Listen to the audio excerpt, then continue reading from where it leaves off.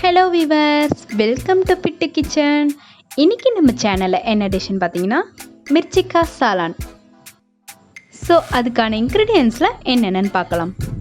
First 3 table spoon நிலக்கடலை, 1 table spoon தேங்காய் துருவல், 2 டீஸ்பூன் வெள்ளை எள்ளு, 1 டீஸ்பூன் மல்லி, 2 டேபிள் ஸ்பூன் சீரகம், 1 மீடியம் சைஸ் வெங்காயம் நைஸாக கட் பண்ணிக்கோங்க, 2 பச்சை மிளகாய், 8 பெரிய சைஸ் பச்சை மிளகாய் கிரேவிக்கு தனியாக எடுத்து வச்சுக்கோங்க, 1 table spoon chilli powder, 1/2 teaspoon மஞ்சள் தூள், இஞ்சி பூண்டு கருவேப்பிலை, புளித்தண்ணி 1 டேபிள் ஸ்பூன், உப்பு தேவையான அளவு. அவ்வளோதான், இன்க்ரீடியன்ஸ்லாம் ஓவர். நம்ம மிர்ச்சிக்கா சாலன் எப்படி செய்யுதுன்னு பார்க்குறதுக்கு முன்னாடி நம்ம சேனலை சப்ஸ்கிரைப் பண்ணுங்கள், பக்கத்தில் இருக்கிற பெல் பட்டனையும் ப்ரெஸ் பண்ணுங்கள். வாங்க வீடியோக்குள்ளே போகலாம்.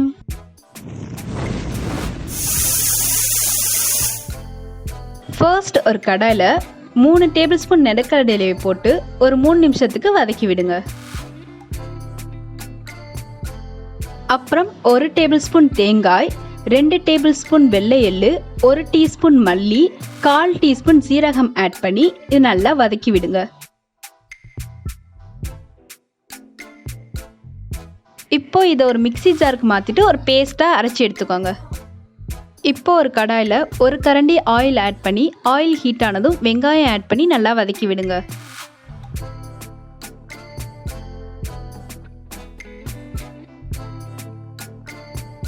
வெங்காயம் நல்லா வதங்கி வந்ததும் 2 பச்சை மிளகாய் ஆட் பண்ணி லைட்டாக வதக்கி விடுங்க. அப்புறம் இஞ்சி பூண்டு சேர்த்துட்டு நல்லா வதக்கிட்டு அந்த பேஸ்ட்டோட இதையும் சேர்த்து நல்லா அரைச்சி எடுத்துக்கோங்க.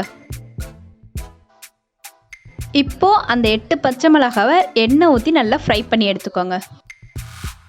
அதே கடாயில் 1 டீஸ்பூன் சீரகம் கருவேப்பிலை ஆட் பண்ணி அதை வதக்கி விடுங்க.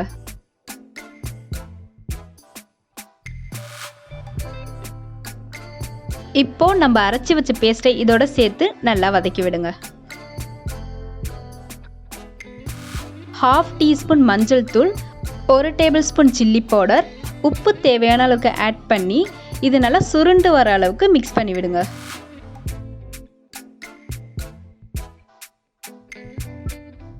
இந்த மாதிரி நல்லா சுருண்டு வந்ததும் 1 கப் தண்ணி ஆட் பண்ணி மூடி போட்டு நல்லா கொதிக்க வைங்க.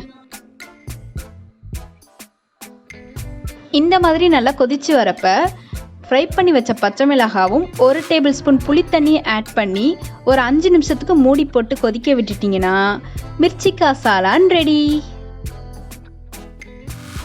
இந்த டிஷ்ஷை நீங்களும் ட்ரை பண்ணி பார்த்துட்டு உங்களுக்கு பிடிச்சிருந்துச்சுன்னா லைக் பண்ணுங்கள், ஷேர் பண்ணுங்கள், சப்ஸ்கிரைப் பண்ணுங்கள், பக்கத்தில் இருக்கிற பெல் பட்டனையும் ப்ரெஸ் பண்ணுங்கள். தேங்க்யூ, பாய்.